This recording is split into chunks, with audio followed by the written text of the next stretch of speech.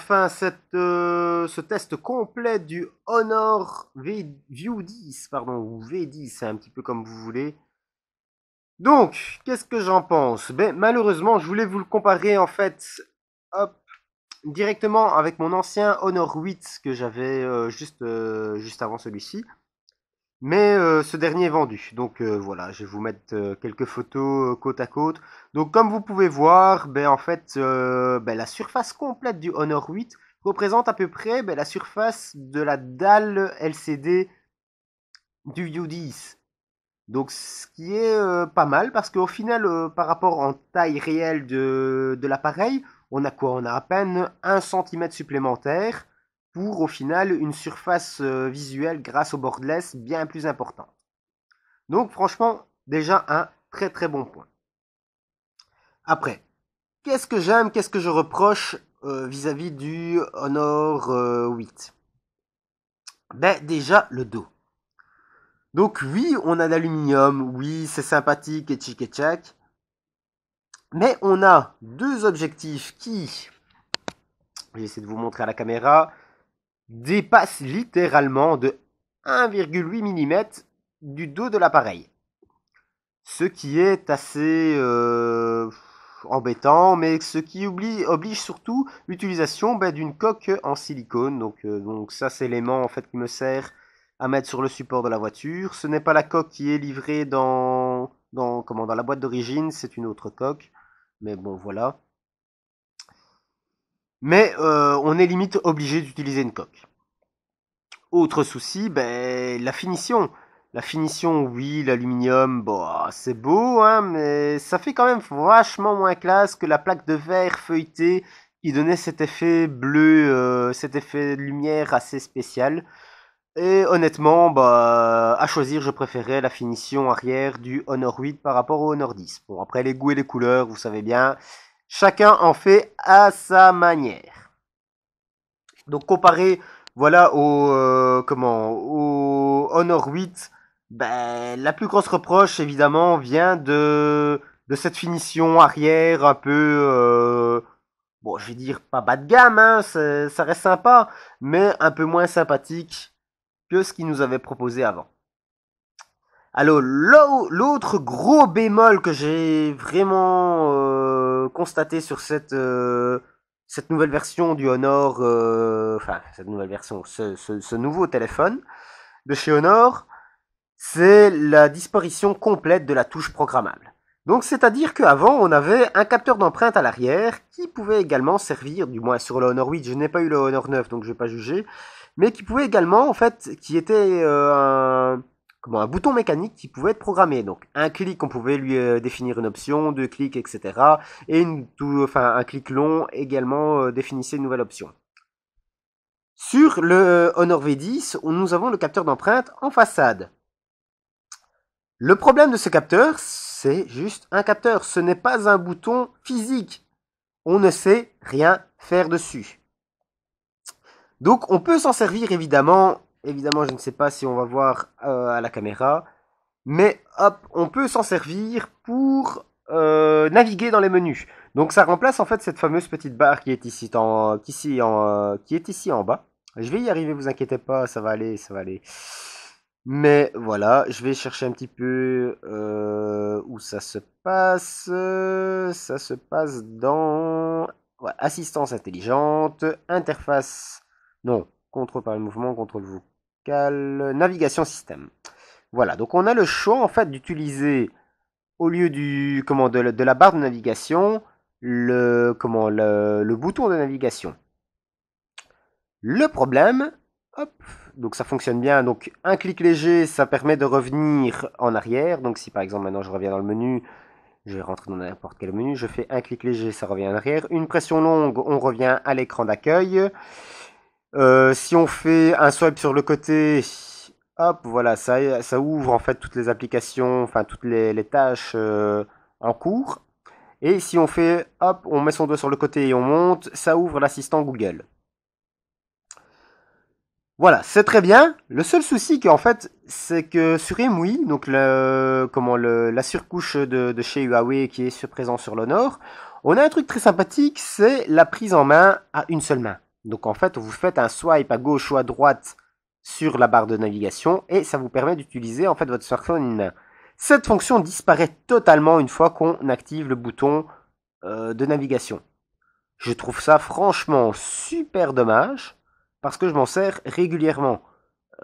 Quand je marche ou quand j'ai quelque chose dans une main, j'utilise en fait justement cette navigation. Donc je vais vous montrer. Donc je reviens hop à ma barre. Donc voilà, vous swipez à droite, ça met en fait l'écran à droite et ça permet d'activer, enfin d'accéder aux quatre coins de l'écran avec une seule main. Ou on swipe à gauche et ça met l'écran à gauche pour les droitiers ou les gauchers.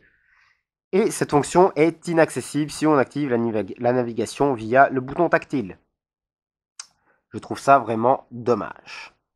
Pour toutes les autres caractéristiques, bon, ben, je ne vais pas vous faire la fiche technique complète. En gros, on a 6 Go de RAM, on a 128 Go de stockage, on a un écran qui n'est pas de l'OLED, dommage.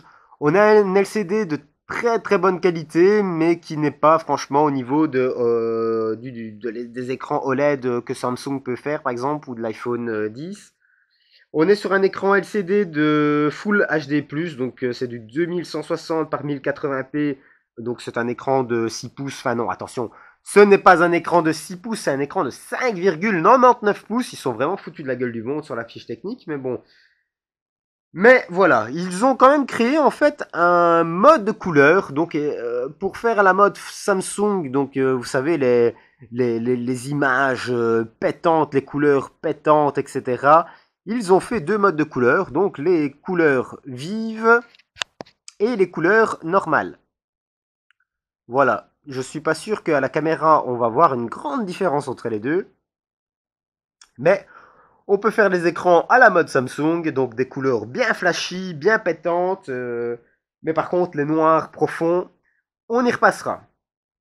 Le taux de contraste est franchement bon, mais on n'arrivera jamais avec un LCD, avec une technologie LCD, on n'arrivera jamais évidemment à ce que peut faire un écran OLED ou AMOLED, je ne sais plus trop. Donc ça, dites-moi dans les commentaires un petit peu d'ailleurs si vous savez la différence entre un AMOLED et un écran OLED. Ça m'intéresse un petit peu, j'ai un peu la fainéantise de chercher sur Google, mais bon, voilà. Bon, revenons-en à notre Honor V10. Donc j'ai parlé aussi de tout ce qui est, par contre, intelligence artificielle. Donc l'intelligence artificielle, en fait, vient, pour ceux qui ne le savent pas, un Honor V10, donc View 10, c'est un Huawei Mate 10 Pro, en fait, un peu dégonflé, donc sans écran OLED, pardon, et sans desktop mode. Et oui les amis, voilà, je viens de vous annoncer en fait ce que vous cherchez tous sur le net, il n'y a pas de desktop mode. Donc j'ai acheté un adaptateur USB-C HDMI pour tester. Je l'ai testé sur un Huawei Mate 10 Pro, ça fonctionne du tonnerre. Mais sur le Honor V10, ben, ça ne fonctionne pas. Donc non, il n'y a pas de PC mode, donc d'utilisation sur un écran HDMI de ce téléphone. À ma grande déception également, parce que je croyais vraiment avec le même processeur que le Mate 10 Pro, la même plateforme, etc. J'y croyais vraiment très très fort. Mais non, ils n'ont pas fait. Espérons peut-être que dans une mise à jour future, ça apparaisse, je ne sais pas. Mais à ce jour, donc au jour que que je tourne la vidéo, ça n'existe pas. Désolé, les aléas de l'enregistrement, j'ai reçu un appel entre temps. Donc, revenons-en à notre nouveau smartphone. Donc, comme je disais, l'intelligence artificielle est là. Théoriquement, elle doit permettre en fait de gérer, donc dans le téléphone va gérer lui-même les applications que vous utilisez récemment, au niveau des notifications, du taux de rafraîchissement en background, etc. Je n'ai aucune idée de vraiment l'efficacité de cette chose. J'ai constaté l'efficacité au niveau de l'appareil photo. L'intelligence artificielle vous sert en fait à reconnaître un petit peu ce que vous prenez en photo et adapter la température des couleurs, à adapter votre appareil photo au maximum pour ce que vous prenez en photo. Donc là, j'y reviendrai par la suite. Donc au niveau de l'intelligence artificielle, il y a aussi une application que je voulais vous montrer qui est assez impressionnante. C'est une application en fait de traduction. Oui, de traduction, mais qu'est-ce qu'elle a d'impressionnant? Ben déjà, vous pouvez directement en fait parler ouvertement. Donc voilà, attendez, par exemple, on va mettre ici Voilà, on va mettre français en italien. Bonjour, je m'appelle Steve.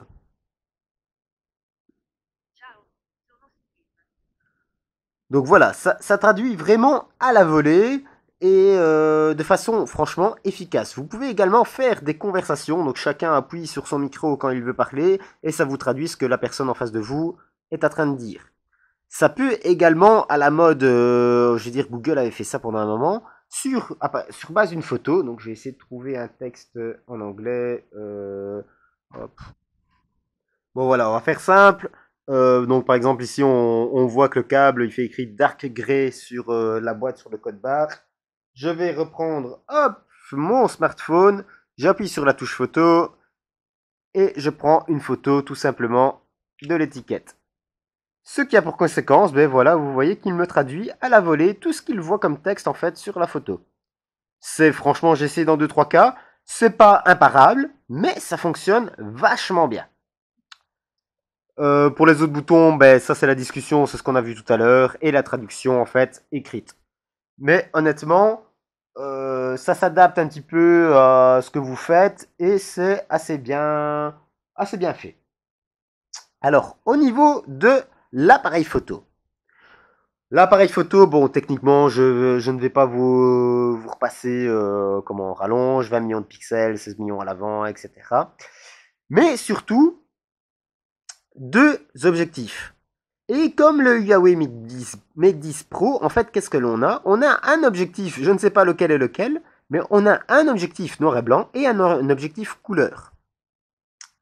Donc, dans ce que j'ai remarqué, en fait, dans les photos que j'ai pu réaliser avec le Honor V10, on a les mêmes défauts, en fait, que sur le Mate 10 Pro. C'est-à-dire qu'on a des aberrations chromatiques qui apparaissent régulièrement. Pourquoi? Ben, tout simplement parce qu'en fait, on a un capteur 20 millions de pixels noir et blanc. Et on a un capteur 12 millions de pixels couleur. L'appareil photo, qu'est-ce qu'il fait? Bon, enfin, le smartphone plutôt, qu'est-ce qu'il fait? Il superpose en fait les deux. Il extrapole en fait la photo de 12 millions de pixels en 20 millions et vient appliquer en fait les couleurs sur la photo de 20 millions de pixels noir et blanc. Donc ça marche bien, honnêtement on a des résultats très bons. Je vais vous montrer, donc là vous voyez quelques photos en basse luminosité, donc dans une salle éclairée avec des spots de couleurs dans tous les sens. Voilà. Par contre, en fait, l'intelligence artificielle a un peu de mal sur les lumières saturées.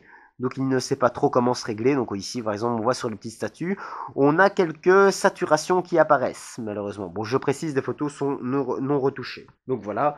On a 13 modes en fait qui sont reconnus par l'intelligence artificielle. Donc par exemple, je vais reprendre mon petit texte, ma petite étiquette. Si je prends, hop, en photo de ma petite étiquette, on voit ici qu'il m'affiche un petit T dans le bas de l'écran. Ça veut dire qu'il a détecté en fait que c'était du texte. Si vous prenez par exemple un paysage, il va détecter que c'est un paysage. Si vous prenez en photo une personne, il va détecter que c'est une personne. À ce que je vois, le smartphone est fort orienté photo. Donc si vous aimez ça, que vous achetez comme moi un smartphone principalement pour la photo, je crois que vous êtes vraiment sur du bon là. Pourquoi? Bah, déjà, un truc qui ne trompe pas, on a dans les grilles de composition les spirales de Fibonacci. Donc ceux qui ne connaissent pas, c'est les spirales d'or. Donc les spirales de Fibonacci, donc je vais le coller, voilà, je vais voir un petit peu à la caméra si on voit ce que ça donne. C'est quoi? C'est une spirale en fait qui est composée par des demi-cercles, compris dans des carrés, une assemblage. Bon, je vous laisse voir un petit peu sur internet à quoi ça correspond, mais c'est ce qui correspond en fait, soi-disant, à une mise en forme d'une photo parfaite. On a ensuite, oh, excusez-moi, on va revenir dans les grilles. On a des grilles de composition, on a des grilles chi, ce qu'ils appellent des grilles chi. Donc c'est des grilles en fait un petit peu écrasées sur le central. Donc les points de croisement des lignes seraient apparemment les principaux points en fait à mettre en évidence sur une photo. Donc bon, ça c'est un peu la base, c'est la règle des tiers en photographie. Au niveau des modes, on a évidemment un fameux mode Pro. Donc le mode pro, c'est quoi? Ben, c'est le mode en fait qui nous permet de tout paramétrer soi-même. Donc autant la vitesse d'obturation, les ISO, l'ouverture, etc. À sachant que l'objectif arrière ouvre jusqu'à 1.8. Donc c'est assez sympathique pour ceux qui sont comme moi fanats de photo. Bon, le mode de vidéo, j'en reviendrai après. Mode vidéo pro, idem, où on sait tout paramétrer soi-même. Des filtres de réalité augmentée. Donc les filtres de réalité augmentée, c'est quoi? Ben tout simplement, c'est des filtres un peu à la Snapchat. Donc si, hop, je prends, on va voir un petit peu ma tête. Et voilà, vous me voyez, avec la caméra bien sûr, avec une belle tête de chien. Ouais, voilà, hop. Rien de bien réjouissant, mais bon, vous avez tous des trucs paramétrables. On a les panoramas 3D. Donc panorama 3D, qu'est-ce que c'est? En fait, c'est un panorama sur lequel vous pouvez ensuite interagir. Donc je vais vous montrer par exemple, normalement j'ai une photo que j'avais prise. Malheureusement, je ne sais pas vous montrer directement en vidéo pour la simple et bonne raison. Donc par exemple, j'avais pris ma fille en photo. Hop. Donc vous avez un petit logo 3D qui apparaît en haut, vous appuyez dessus et vous pouvez, hop, voilà, vous balader en fait autour de la photo, autour de votre sujet. C'est assez bien fait, ça marche honnêtement bien, c'est fun. Maintenant, le problème, c'est que le format utilisé pour ça est apparemment propriétaire ou je ne sais pas. Donc, si vous l'envoyez à quelqu'un, la personne recevra tout simplement la photo de la première page, enfin de la première image. C'est assez dommage, mais bon. Bah, le monochrome, c'est le noir et blanc. Hop, voilà. Qui donne d'assez bons résultats. J'avoue que du fait qu'on a un objectif 20 millions de pixels apparemment en noir et blanc, ça fonctionne franchement pas mal. Le HDR, donc c'est la mise en, enfin le fait de superposer des photos à différentes intensités et de ne pas avoir de surexposition, de sous-exposition sur une photo. Les clichés nocturnes, je vous avoue ne pas avoir encore essayé. Les clichés panoramiques, bon voilà, vous avez après tout le tatouage un peu traditionnel, donc les modes artistiques que je trouve catastrophiques, mais enfin, ils sont là, autant en parler. Hop, revenons au mode. Le mode gourmet qui se met automatiquement en plus. De toute façon, si vous prenez de la nourriture en photo, l'intelligence artificielle le détecte et se met automatiquement en mode gourmet. Le filigrane, scan de documents, mais toujours la possibilité également d'en télécharger encore d'autres. Au niveau vidéo, donc hop, hop, passer au mode vidéo. Donc moi vidéo, je vous avoue, je suis moyennement vidéo. Bon, vous voyez ce que je fais sur YouTube, je filme avec une GoPro à 100 balles. Voilà, je suis pas le pro vidéo, mais on peut filmer jusqu'en Ultra HD, donc du 4K en 30 images secondes ou du 1080p 60 images secondes ou des qualités en fait un peu moindres. Honnêtement, moi mon préféré reste le 1080p 60 images secondes que je trouve super sympa. Après, bon voilà, je suis pas pro au niveau vidéo, donc je vais pas en parler non plus 300 ans. C'est pas mon domaine. Au niveau de l'autonomie, donc voilà, je vais vous mettre, donc là vous voyez quelques images de l'autonomie.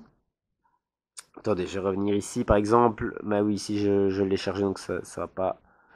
Donc je suis à 48%. J'ai une utilisation, bon voilà, on va être clair, j'ai une utilisation très intensive de mon smartphone. C'est-à-dire que je ne fais pas 5 minutes sans le sortir de ma poche, l'allumer et regarder un petit peu ce qui se passe, etc. Donc voilà, je suis peut-être pas un sujet parfait pour parler d'autonomie, mais par contre, il ne m'est encore jamais arrivé de finir une journée sans batterie. Donc je finis toujours mes journées avec de la batterie, et pour les jours où j'ai un peu utilisé de façon normale mon smartphone, on va dire, je suis arrivé en fin de journée avec 50% de batterie. Donc la possibilité de refaire quasi une journée et demie non-stop.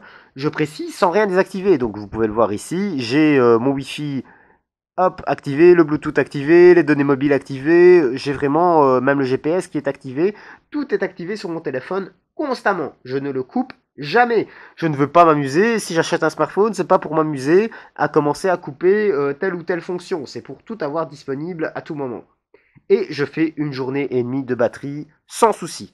Donc voilà, j'ai lu sur le net des gens qui disaient, qui critiquaient la batterie, etc. Bon, si vous chargez tous les soirs votre smartphone sans souci, enfin vous pouvez y aller sans souci, vous arriverez tous les soirs, même avec une utilisation comme moi qui est très intensive, vous arriverez tous les soirs avec une batterie encore viable. Bon, au niveau du desktop mob, ben, comme on en a parlé tout à l'heure, ben voilà, je vais pas m'éterniser sur ça. Désolé les gars, moi aussi je me réjouissais d'avoir cette fonction sur le Honor 10, ben non. Bah, il faut bien justifier les 300 balles de différence entre le Honor V10 et le Huawei Mate 10 Pro. Maintenant, je ne dis pas que je ne changerai pas mon Honor V10 pour un Huawei Mate 10 Pro dans les jours à venir. À voir. Au niveau jeux vidéo, ben là c'est un sujet que je ne maîtrise vraiment pas trop. Donc oui, bon moi voilà, j'ai un peu opté pour le tiroir d'application. Bon après ça c'est les goûts et les couleurs, mais vous avez le choix, hein. J'ai laissé quand même 2-3 jeux installés dessus comme Assassin's Creed par exemple. Voilà, hop la démo. Vous voyez que c'est super réactif, ça se lance en un rien de temps.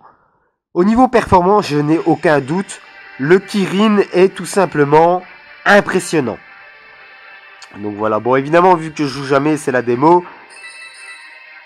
Hop.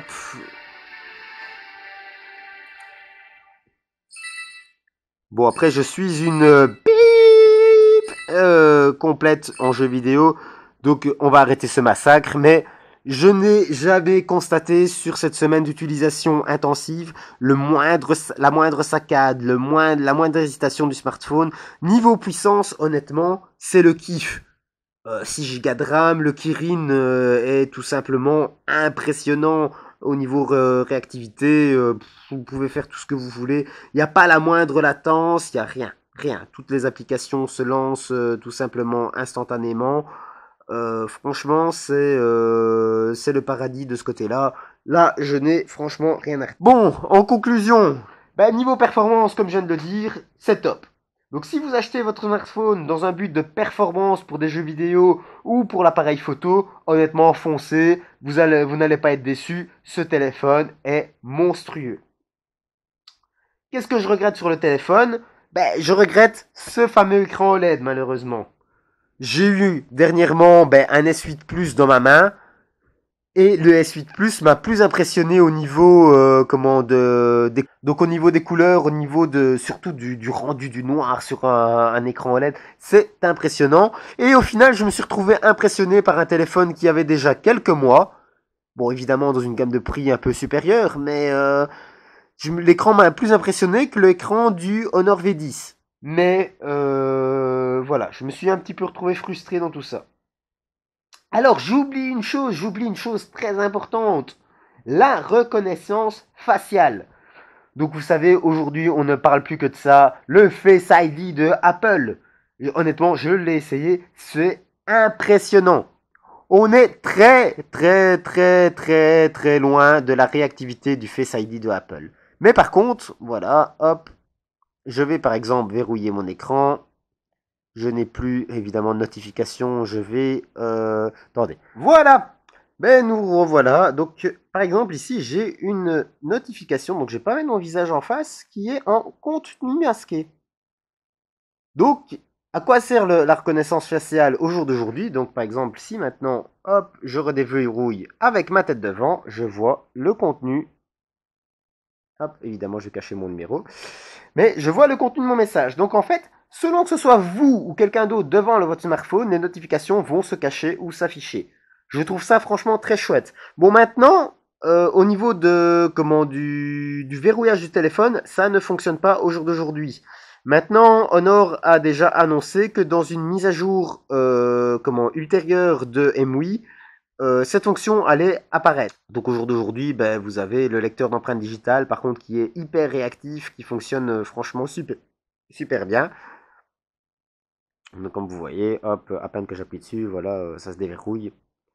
C'est franchement au niveau du capteur digital d'empreinte, c'est franchement le top. Vous mettez votre doigt dessus, c'est quasi instantané, ça fonctionne quasi instantanément. Bon voilà, là au niveau du capteur facial, on verra quand ils auront mis la mise à jour, évidemment. Donc revenons à notre petite conclusion. Donc niveau performance, c'est top. Niveau photo, c'est top. Honnêtement, la qualité des photos, des vidéos, je ne sais pas comment ça va rendre évidemment sur la caméra, sur YouTube, mais à vous de me dire dans les commentaires si ça rend un petit peu. Mais en réalité, bon, évidemment, on reste sur du smartphone. Hein. Vous n'allez pas avoir la qualité d'un réflexe avec un 85 mm, un Canon avec un 85 mm 1.2 monté dessus. Mais voilà. D'ailleurs, je dis pas que dans les prochaines vidéos, je ne ferai pas un petit shooting photo avec un modèle photo entièrement à partir d'un smartphone. Je ne sais pas si ce sera le Honor V10 ou un autre, mais je me lance peut-être le défi. Ça pourrait être pas mal. Donc par contre, je vais regretter sur ce téléphone, c'est l'absence d'écran OLED. Honnêtement, quand on voit ce que ça fait sur un Samsung S8 Plus, ça manque. Maintenant, bon, évidemment, au niveau gamme de prix, on n'est pas dans la même gamme de prix. On a aussi 300 € de différence. Donc, on est plus dans la gamme du Mate 10 Pro. Bon, la reconnaissance faciale qui ne fonctionne pas encore pour l'instant, mais qui est annoncée, enfin, du moins au jour que je tourne cette vidéo. Donc, voilà, nous sommes mercredi 17 janvier. Mais à ce jour, en fait, la reconnaissance faciale ne fonctionne pas du tout. Et surtout, le mode PC qui ne fonctionne pas non plus, alors qu'on a de toute façon les possibilités au niveau processeur, qu'on a une architecture qui le permet, le même EMUI, donc tout est là pour que ça fonctionne, et Honor l'a retiré, enfin Huawei l'a retiré probablement, afin de vendre évidemment son modèle phare qui est le Mate 10. Donc voilà, ce petit test, ce petit compte rendu en fait de ce Honor V10 s'achève. Merci de m'avoir écouté, merci de suivre cette vidéo. Désolé, bon, comme vous voyez, on n'a pas de grands moyens, on fait que les moyens du bord, mais on essaie de faire de quelque chose qui est réel et parlant. Allez, merci à tous et à bientôt.